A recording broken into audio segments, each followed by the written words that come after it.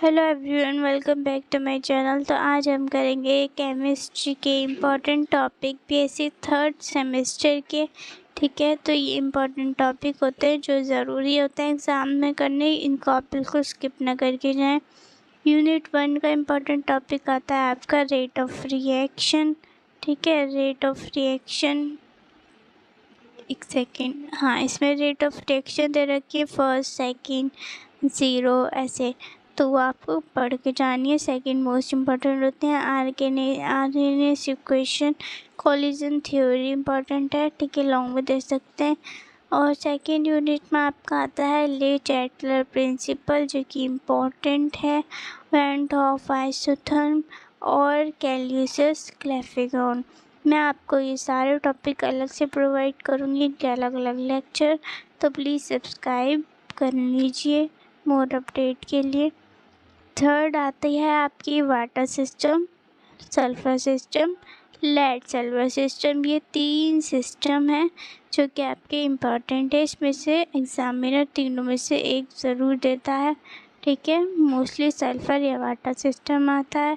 ठीक है, नेक्स्ट आती है यूनिट 4, जिसमें आपका वैन डर वाल इक्वेशंस आएंगे जो आपने पहले भी पढ़ी हुई हैं 11th में, और काइनेटिक थ्योरी ऑफ गैस आएगी।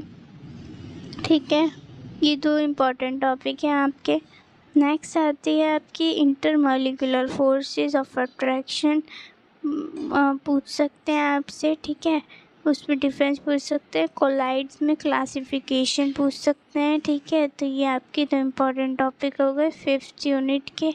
ठीक है, नेक्स्ट यूनिट आपकी आती है 6th वाली, 6th यूनिट, जिसमें आपकी वर्मर थ्योरी इम्पॉर्टेंट है। लाइगेंड्स के बारे में शॉर्ट क्वेश्चन आ सकते हैं, आइसोमेरिस पूछ सकते हैं।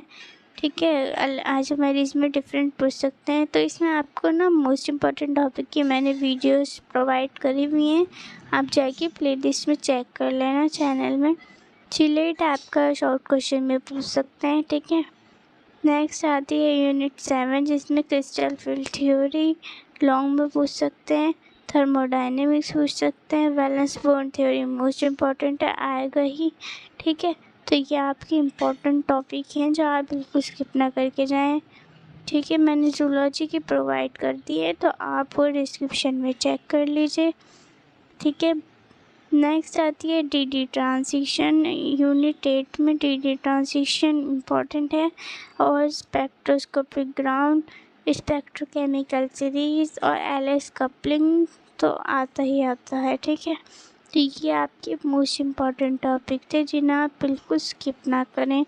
ठीक है, क्योंकि ये पेपर में आपको रखे हुए मिलेंगे, ज़रूर मिलेंगे। ठीक है, तो subscribe for more update. Okay, bye.